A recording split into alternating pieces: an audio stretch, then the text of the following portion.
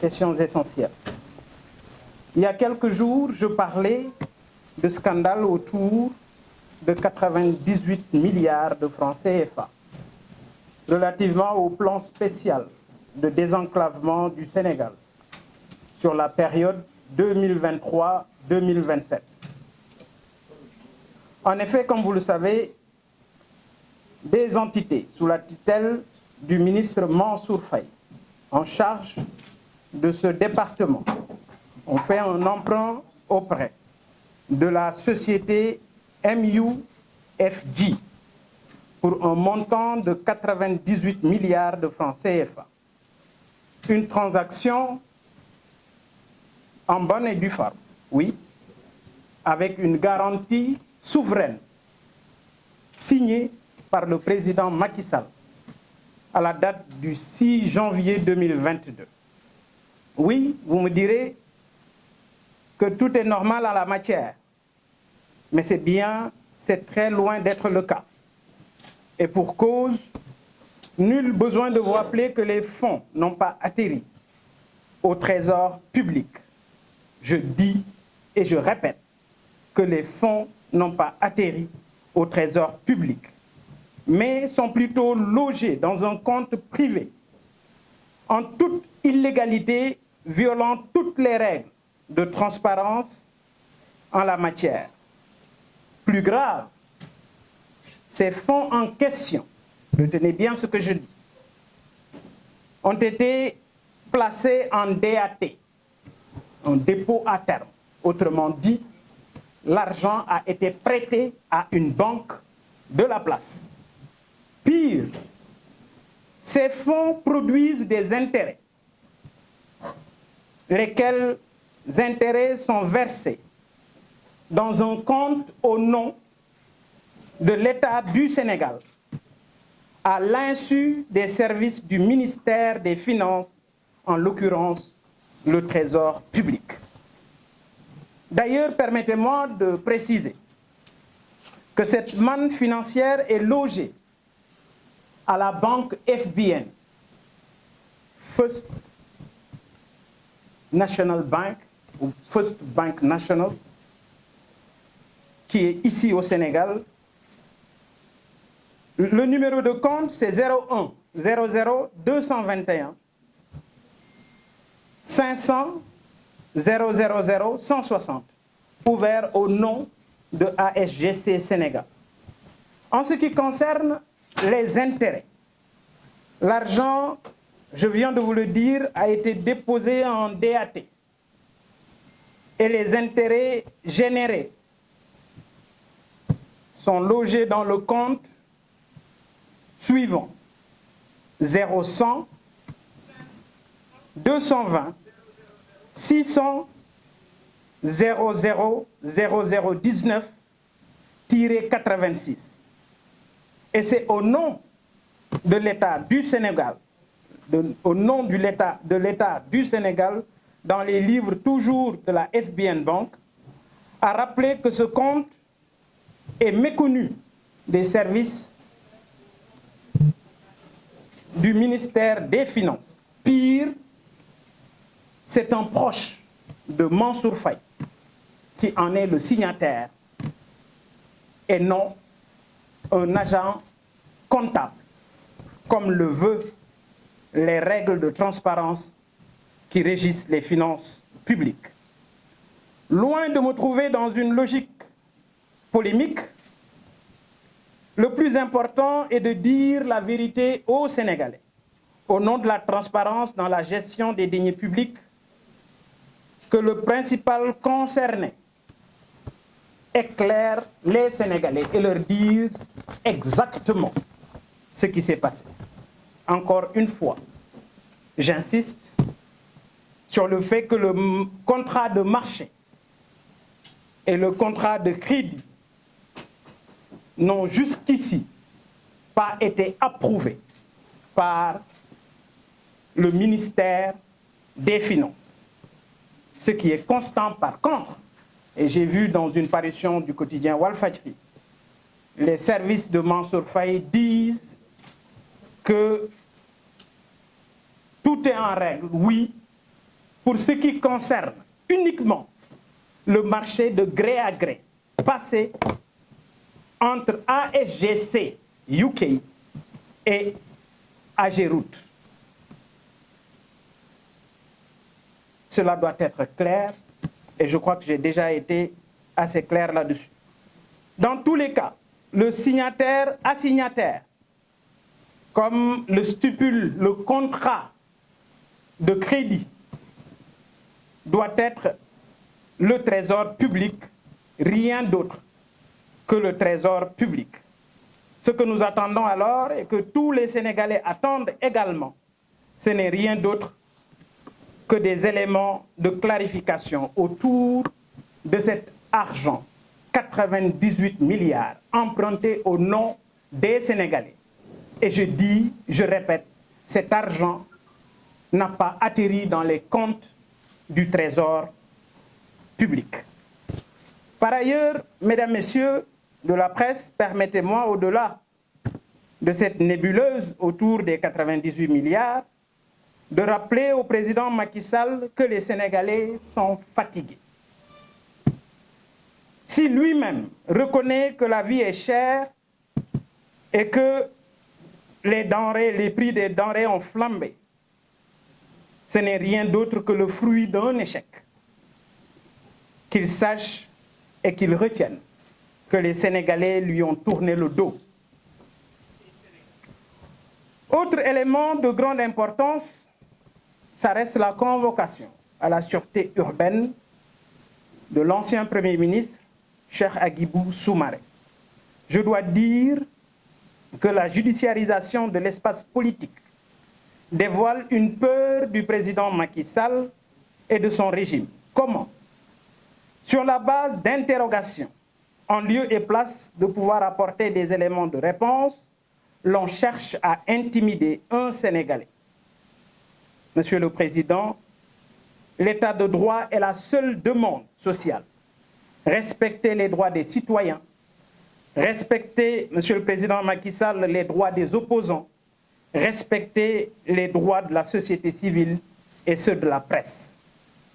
Enfin, par rapport à la situation politique, j'invite toute l'opposition, malgré nos différences, transcendons nos difficultés et points de désaccord, car nous sommes dans le même combat, engagés pour le même objectif, celui de barrer la route pour une troisième candidature du président Macky Sall et de mener le combat pour un processus électoral transparent. Je vous remercie de votre aimable attention. Juste rek tënk ko ci wolof. Le temps, la presse, ñu mën a ñëw ci seeni question.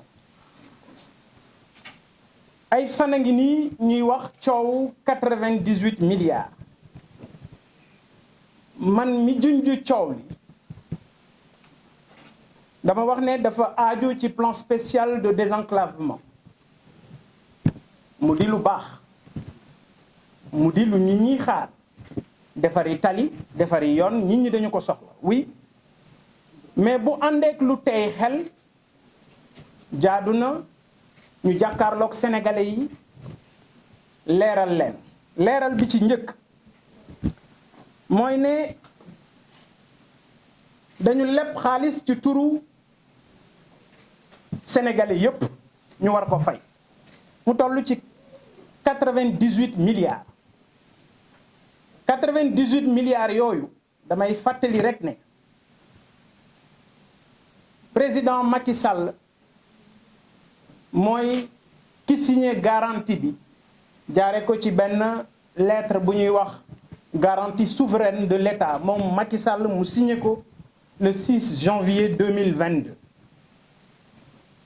xanaa buñ ne président signé na ko am na garantie souveraine ñu ne kon jaar na yoon waaw loolu lay nirool waaye li graw mooy xaalis bi dañ ko leb ci suñu tur ñun sénégalais xaalis bi yegg si Ndakaaru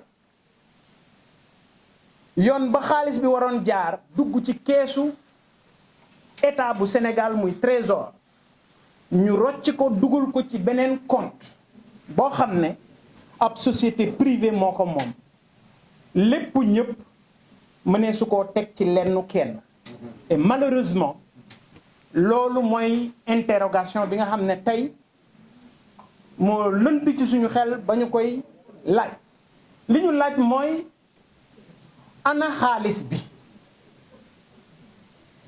waxuma ndax marché bi jaar na yoon leb bi dañu ko fas yéene def ko indi xaalis bi Sénégal mais xaalis bi demul ci poosu état bu Sénégal dañ ko jox benn société bu tudd ASGC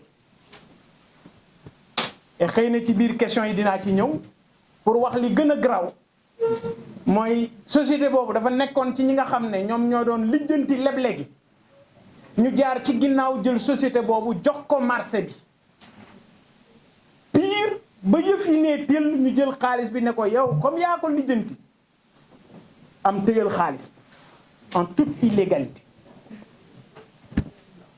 donc yamul foofu parce que bu fekkoon ne leneen li graw ci xaalis boobu mooy dañu jël xaalis bu Sénégal leb ñu def ko ci compte société privée ba pare jaar ci ginnaaw jël xaalis bi lebal ko banque bi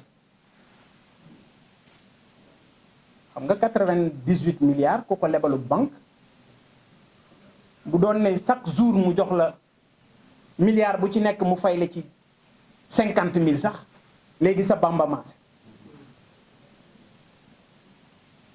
ñu jël xaalis bi def ko li ñuy wax DAT dépôt à terme muy sotti ay intérêt boobu xaalis bi di jur ñu ubbi compte ba tey ci turu Sénégal loo xam ne ministère des finances bi yore xaalisu réew mi yëgu ko ba pare jël benn jegeñaale Mansour Faye jox ko ne ko moom moo yor signature koo xam ne ci ordre Mansour Faye lay wéyee jox ko ne ko téyel signature bi et li ñuy wax ci loolu mooy li gën a graaw mooy xaalis bi ci contrat de crédit bi dañ cee wax ne l'agent assignataire ki war a yore xaalisu leb bii ñu leb du kenn ku mooy trésor public gu Sénégal donc il faut ñu déglu wax ji xaalis bi biñ koy leb le contrat de crédit dafa wax ne xaalis bi bu yegsee Sénégal le comptable assignataire mooy trésor public moo war a yore xaalis bi xanaa kon beneen jalgatee ngo may wax ne man du ay nit ñoo ma intéressé man Sénégal moo ma intéressé man ëllëgu Sénégal ëllëgu suñuy doom suñuy jarbaat suñuy sët moo ma intéressé parce que xaalis boobu ñun ñoo koy fay wax naa leen ne leen xaalis bi ñu ngi ko def ci compte bu nekk ci FBN banque jox naa leen numéro compte bi intérêt ya muy rotal ñu jël ko ubbi compte ci turu état wu Sénégal boobu tamit jox naa leen turu compte bi c'est toujours au nom de l'état du Sénégal waaye boo ñëw ci sama kër di fa tabax kër boo ñëwee ci sama kër di fa tabax néeg xanaa di nga ma laaj mënoo jël xaalisu Sénégal di gañeloo Sénégal xaalis te ministère des finances yëgu ko moo tax ma wax ne compte boobu di générer intérêt yi c'est un proche de Mansour Faye moom moo yor signature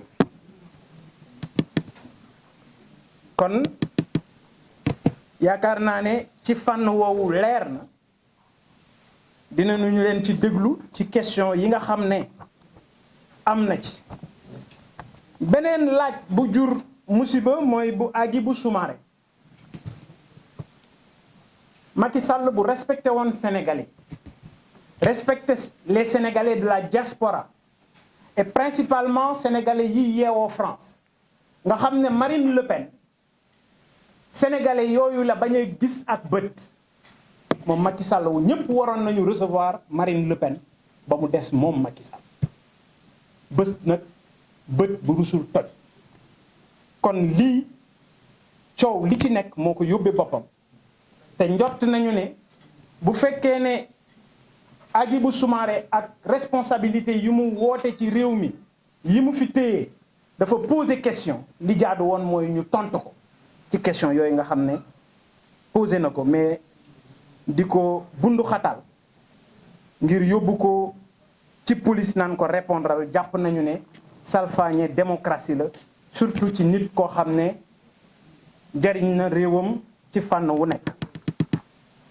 ci wàllu politique ma ne suma kàddu démb mooy suma kàddu tey opposition bi nañu fexe doon benn am na ay coow par ci par là li ko waral di ay ambition ku nekk mais jot na ñu retrouver wu autour de l'essentiel ngir xam naka la ñu mën a jàkkaarloo ak Macky Sall Djimbori nga xam ne li ko intéressé du lenn lu mooy nee na réduire l'opposition à sa plus simple expression mais loolu ñu nit nañu am fulla ba xamal ko ne yaa ngi ci sa dernier mandat te duñu la seetaan benn yoon nga fiy jalgati constitution wu réew bi ñuy mujjee rek mooy télé gu Macky Sall wane ne télé na ko parce que bu demee ba nangu ne réew mi metti na nangu ne saafara yi mu yëkkati woon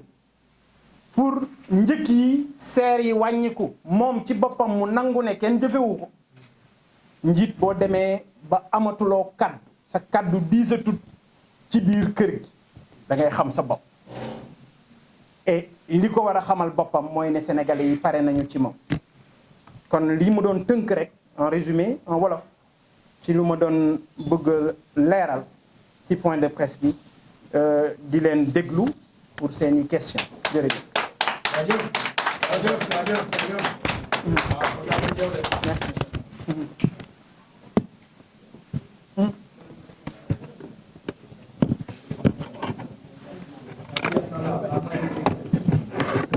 Oui. Bonsoir. Bonsoir. C'est Jérôme de deux activités. Jérôme John. J'avais deux questions.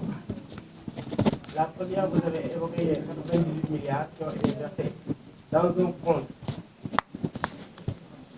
qui, selon vos informations, est sous le tutelle d'un proche de M. Mansour Faye. J'ai pas dit ça. Qui est... Non, j'ai pas dit ça. Hein? Oui, d'accord. Mais non, c'est-à-dire le compte est géré d'une façon par un proche de Mansour Faye. C'est pas ce que j'ai dit. C'est pas non plus ce que j'ai dit. C'est pas non plus ce que j'ai dit. D'accord. Donc, d'accord. Je vais utiliser les termes que vous avez utilisés. Ma leeralaat rek. waaw nga leeralaat. Jérôme, ce que j'ai dit est très clair. dañu leb xaalisu Sénégal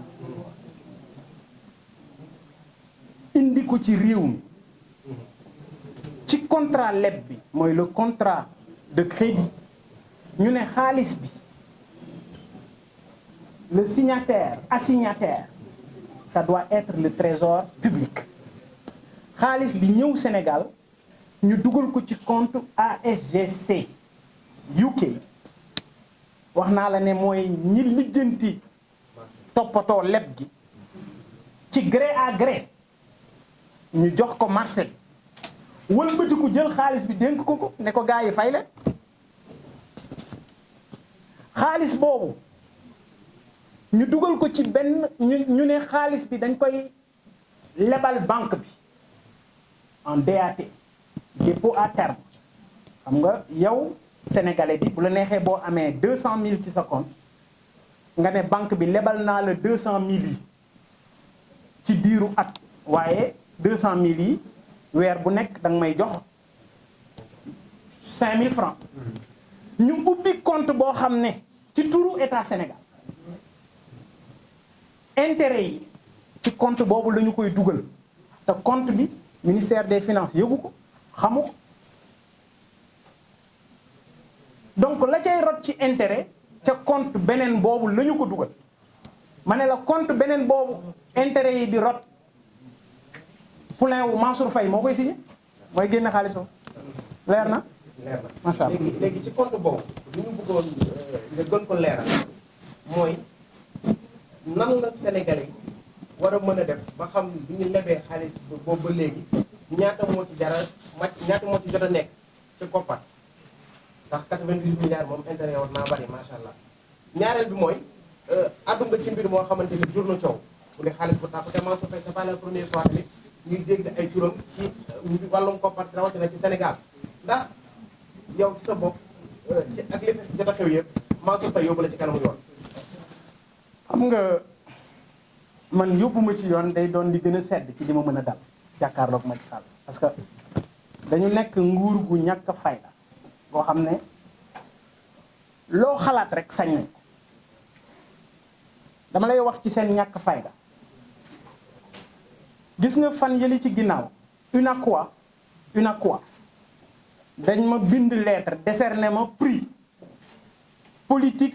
meilleure politique responsabilité sociétale ma woo leen saafonteeg ñoom remercier leen ndekete gars yi ma war a jox prix bi metti na leen ñu woo waa UNACOIS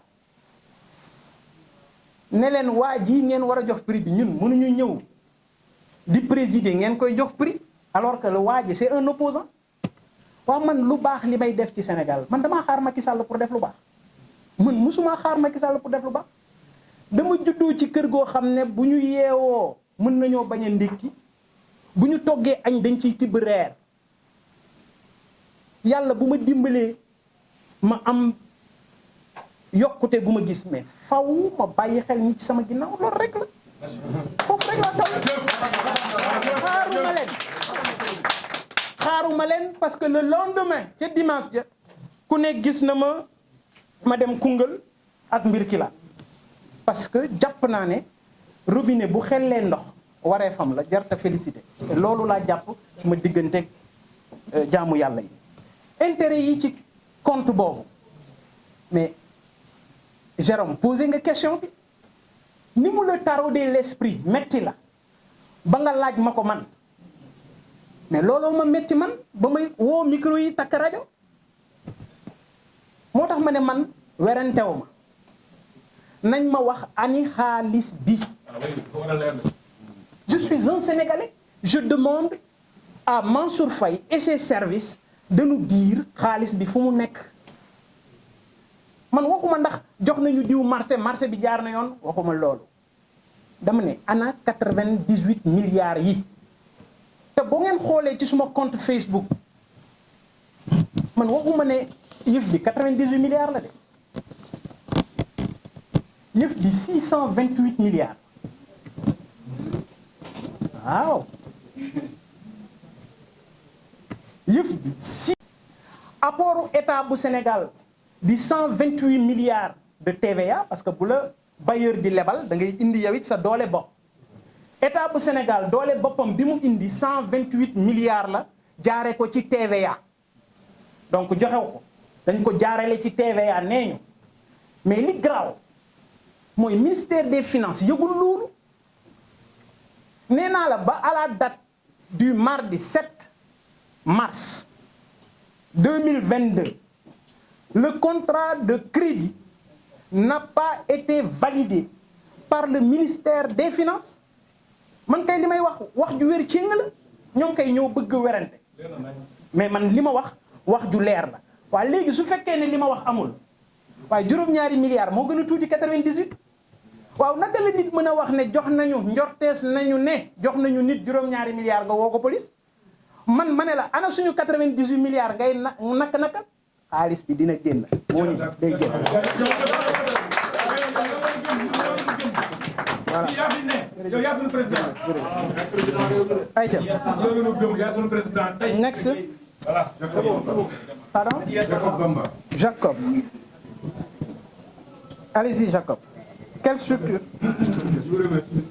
Vous êtes de quel organe? Sunu, d'accord. Je pensais déjà par la politique au président juste pour dire, en tout cas, réclame. Je voulais avoir des éclaircissements par rapport, parce que je me retrouve plus, en fait, c'est comme si l'opposition essayait de me bourrer. Parce que je me souviens bien, il y a eu une consultation, parce que moi je ne vais pas l'appeler référendum, je l'appelle consultation. Le référendum, c'est sur un seul point, c'est un 8 ou un 9. Alors, une consultation, c'est plusieurs points. Alors, il y a eu ces 15 points que les Sénégalais, partout de 5 000 francs, de 10 000 francs, ont voté les 8. C'est ces 8-là, semble-t-il, que Macky a injoncté le troisième mandat, sachant qu'une loi n'est pas rétroactive. C'est-à-dire que le mandat de 7 ans n'a pas de vote. Donc aujourd'hui, semble-t-il, si Macky Sall dépose sa candidature au Conseil constitutionnel, la candidature sera très bien validée. J'aimerais avoir des éclaircissements par rapport à ça. Merci. Pour les 98 milliards, vous savez, il y a tellement de non-dits. J'ai vu Sonko parler de 96 milliards. Aujourd'hui, il y a eu des lettres à bon, maintenant, je tombe un peu plus loin de pouvoir peut-être avoir beaucoup plus d'éclaircissements avec vous. Alors, moi, je vais inverser. Je vais commencer par les 98 milliards. Vous savez, moi, je parle d'éléments factuels. Je vous ai donné des numéros de compte. Je vous ai parlé d'un contrat. Je vous ai parlé d'un virement qui a atterri au Sénégal. Je vous ai donné le nom de la société qui a encaissé les 98 milliards. Je vous ai parlé d'intérêts générés par un dépôt à terme illégal.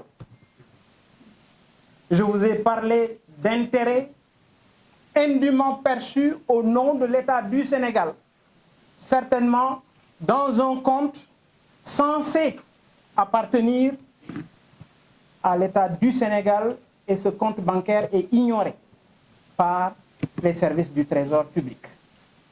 Donc, je crois, aujourd'hui, les organisations, les ONG, tous ceux qui luttent pour la transparence dans la gestion des deniers publics, les Sénégalais, dans leur écrasante majorité, ont besoin de savoir où sont nos 98 milliards. Qu'est-ce qu'il en reste? Qui a décaissé? Oui, il y a eu des décaissements, certainement. Pourquoi cet argent a été décaissé à la place du Trésor public? Je crois que c'est des faits qui sont là. Et nous attendons des réponses claires en la matière. Pour ce qui tourne autour de la Constitution, si le président de la République lui-même regardait son livre, regardait les vidéos, aujourd'hui, avec cette histoire de VAR, les choses deviennent de plus en plus claires.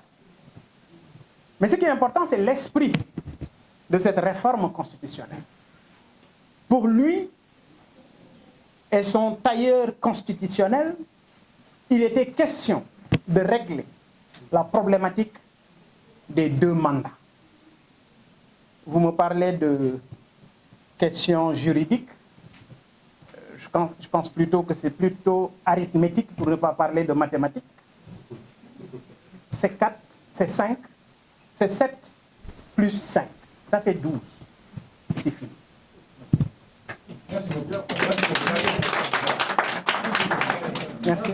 Merci beaucoup. Merci. Oui. La journaliste l'a validé. C'est-à-dire. J'avais juste 3 préoccupations. La première, de la même manière que vous avez dit, est-ce qu'on peut avoir une idée de son village? La deuxième question, c'est par rapport à vous qui avez déclaré de 98 milliards qui ont été détournés, sans qu'on le cherche comment ça se passe. Non, je n'ai pas dit que l'argent a été détourné. Non, Je pose la question, où est l'argent? Merci. C'est une nébuleuse, voilà. On a dit que c'est une nébuleuse. Est-ce qu'on peut s'attendre à une plainte de Bougane Gueye Dany comme l'avait fait Ousmane Sonko dans le cas de Mamour Diallo? La toute dernière question, vous avez été l'opposition à faire bloc d'un consensus pour faire quitter Macky Sall du régime. Est-ce qu'il y a des leaders de Yewwi Askan Wi qui viennent juste de terminer leur conférence de presse et ils annoncent des actions dans les 48 heures? Allez-vous les répondre? Merci. Alors, vous demandé l'identité du poulain. Je n'ai pas son identité. Ce qui est clair, c'est que les services du Trésor et les organisations qui luttent pour la transparence doivent se lever pour comprendre exactement ce qui s'est passé. Moi, je vous ai parlé de comptes ouverts au nom de l'État du Sénégal. Je vous ai donné les numéros de compte. Je vous ai parlé également d'un transfert illégal de 98 milliards. Pour plus d'informations, c'est pourquoi j'ai organisé cette conférence de presse pour être mieux éclairé. Donc je suis au même niveau d'information que vous. Mais ce qui est clair, c'est que c'est en subordonné, pour ne pas parler de Poulain, si vous voulez, de Mansour Faye, qui est signataire du compte bancaire logé à la FBN Bank et qui reçoit les intérêts qui proviennent des 98 milliards placés en DAT. Je crois que c'est clair. Merci beaucoup. Alors, est-ce qu'on peut s'attendre à une plainte? Une plainte contre qui? Mansour Faye, c'est l'intouchable de Mansour Faye, j'ai l'impression que c'est l'intouchable du pouvoir de Macky Sall. Rappelez-vous, en 2019, j'avais fait une lettre ouverte sur le projet d'adduction d'eau Gorom-Lamsar, 800 milliards, financé par la Banque islamique sur fonds perdus. Ana Khalis Bobo. 2019, j'avais posé cette question. Bassank Bataille, il n'y a pas de réponse. Mandouma Wahantou. L'initiative de l'opposition, vous savez, moi j'ai dit, j'apprécie et je suis partant pour toute initiative tendant à barrer la route au président Macky Sall. C'est pourquoi d'ailleurs, j'invite l'opposition, comme j'ai eu à le dire, de se réunir autour de l'essentiel et de faire focus pour le combat, ou ce combat qui va permettre à Macky Sall de ne pas se présenter en 2024, Inch'Allah, parce qu'il est hors de course et il ne doit pas être sur la ligne de départ. Et j'apprécie toute initiative tendant à lui barrer la route. À dire merci. Sûr? Non, il n'y a pas de nuance. Ce qui est clair, c'est qu'aujourd'hui... Oui, allez-y. Non, mais je dis, Mansour Faye est un intouchable. C'est ma conviction. Mais j'informe, en tout cas, j'invite l'État du Sénégal à éclairer les Sénégalais. Moi, Sénégalais yi xam ne seen 98 milliards leb nañ ko te am na fu ñu ko dugal fu ñu ko warutoon dugal xam nga li leer mooy yow da nga leb suñu xaalis vous qui êtes là yéen ñii toog fii ñëpp ak ñi may déglu ku xamoon ne Sénégal leb na 98 milliards ku ko xamoon kenn xamu ko woon. Le plan spécial de désenclavement nee naa leen du 98 milliards. 500 milliards là. Sénégal dolli ci 128 muy 628 milliards diggante 2023 ak 2027 ñoom ci diggante bi ñu ne dañoo soxla xaalis gars yi lijjanti leen 100 milliards ak yenn yu ñu ci dagg 98 yegg si Ndakaaru 98 yooyu la waa Trésor gisul ak bët.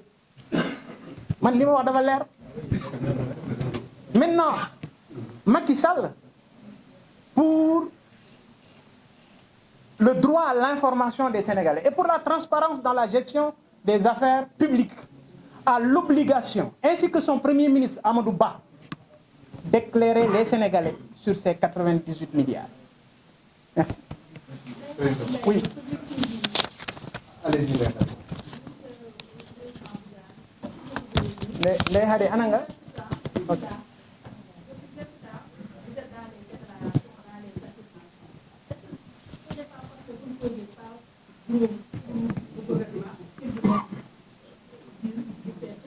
Ok, vous m'avez entendu faire quelle déclaration, madame?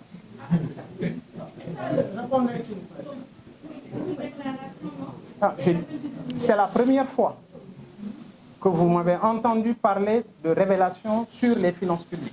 C'est la première fois. Et je dis que je pèse ou que je ne pèse pas.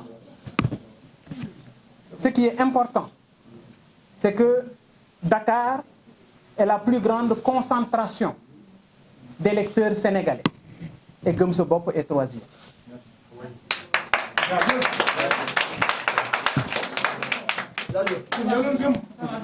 S'il vous plaît. Allez-y. El Hadj Maguette Diop, Dakar Stratégie. El Hadj Maguette Diop. waaw président comme ni nga nu ko waxee xëy na avant nga ñuy wax coowal milliards yi benn sénégalais yëgu ko woon wala tamit ci yow nañ ko njëkk a déggee est-ce que boo nu ko waxee ba pare ni doo porter plainte est-ce que dana dal suñu xel pour ñun journaliste ñu mën ko waxaat est-ce que tey boo porté woon plainte nekk ko di nu gën a yombalal yëf yi pour ñu mën a am ci lu nu jàpp. ok ñi porter plainte lu ñu leen wax amuloo sañ-sañ bi la ñu leen wax. Moi, je suis un entrepreneur. Man, du ma perdre temps grand. Du ma dox ci lu may perdre longtemps. Par contre, Sénégalais yi war nañu xam. Nous allons les informer. Parce que dafa bokk ci li tax ëllëg ñoom ñu xool naka la ñuy natte ñi ñuy jox alalu réew. C'est important loolu rek mais El Hadj Maguette li ma jàpp man mooy wax naa ko ci kaddu gi ma ne la te bu ñu demee ba ci kanam yëf yi des na de li ma toog moo ëpp fuuf li ma wax ko. mais est-ce que grand dañu war a toog seetaan. ah non mais non ñàkk a seetaan boobu moo tax ma génn di wax. léegi li nga bëgg mooy document yi ma génne may jox la ko. su ma la ko joxee ñu ne ma recel de document administratif du ma recel waaye dinaa wax.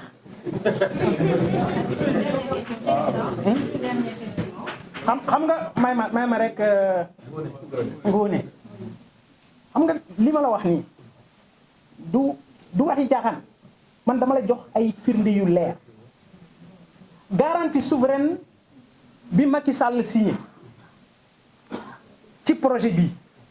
xam nga ku ko jox note bi c'est la Cour suprême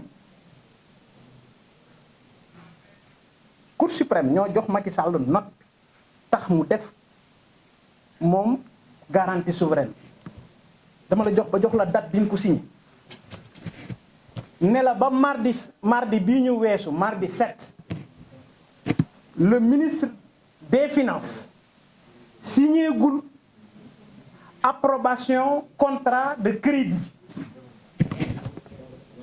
lambaatuma de bay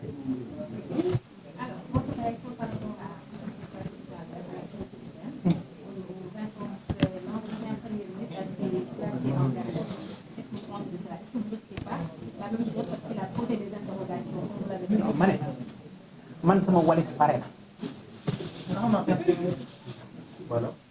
man xam naa ne bis bu ne mën naa dem kala moi je suis préparé xam nga sànq dama la wax benn affaire dama ne la sur 1000 sénégalais yu nekk ci suma position man yàlla dimbali ngay mos di mosle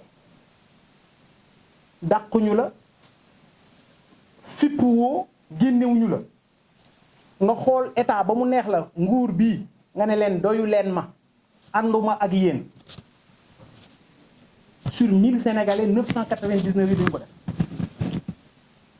déjà ana général moom fii lay nekk ba waxee mu ne ma président man bu ma amoon 10% ci li nga am damay takk ay jeeg lekki ginnaaw mais comprendre ne sénégalais yi suñu doom yi jar nañu lu ëpp lool comprendre ne suñu seeni jarbaat yéen jar nañu lu ëpp lool donc Ngoné pour répondre à ta question je suis prêt duma tooñ parce que dama naqari deret boo fàttalikoo ci misaal waa tribune bi ñu fi bindee benn imam ne nga baal ma borom ñaari tur yi la bi ñu leen condamné bi ñu ñëwee di ramasser bagage su tribune dama ne leen bàyyi leen ñu jël lépp et li ma ci jublu woon mooy njàngale yonent nit boo nekkee ak moom bu tooñee xamal ko ne ko yaa tooñ buñ ko tooñee taxawal taxawaay bi waat moo tax ma bëggoon leen xamal ñoom ne waa tribune sama waa kër lañu ma ne leen da ngeen tooñ parce que li ngeen bind ci baayu jàmbur buñ ko bindoon kenn ku nekk ci baayam di ngeen am lu leen metti moo tax ma seetaan loolu donc c'est juste pour vous dire li ma fi wax lépp asakay li ma xam mais jàpp naa ne sénégalais yi ñoom war nañu xam parce que rien que pour information bi yow nga xam ne suñu 98 milliards am na fu ñu ko jaarale et li tax ma def alerte wax naa leen ko léegi imam du 98 milliards yi juin 400 milliards moo war a ñëw wa juin bii ñu jëm ci ñi lijjanti xaalis bi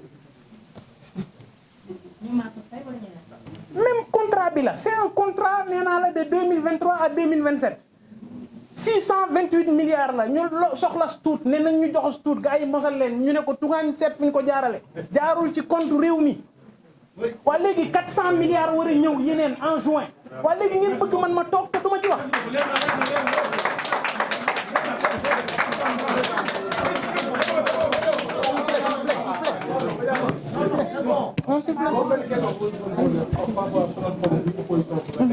on a combien de minutes? Par rapport ak plateforme bi opposition récemment gis nañ PDS rajo ci loolu nee na ñoom ñu bokk benn plateforme boo xam ne nag yow pare nga pour engager plateforme boobu wala yow da ngay gàdduwaat ci même position ci élection yi baax yow kon déggoo man sama taxawaay bu ma fekkee Macky Sall muy xeex ak nit damay wut yat fëgg ko ba pare ne waa ji loo jotee ak Macky Sall toute initiative bu ñu def boo xam ne Macky Sall dañu koy xeex pour mu jóge fi bokk naa ci par contre man yëguma ci opposition bi fu ñu waxee ne Mimi Touré moo jiite plateforme ñun ñëpp yéene lañu am ci bokk ci plateforme bi et pour man aussi soxlawul ñuy joxoñ Mimi Touré parce que bu fekkee ne joxoñ rek la mais ceux qui sont responsables de cette situation bu Sénégal di dund mais ñooñu ñu ngi ci opposition bi tey c'est important mais bu ñu taxawee pour xeex dara nañu ko xeex te ñu bàyyi yenn wax yi parce que jàpp ma ne luy defar la comme Mimi Touré nangu na ne moom la mu newoon baaxul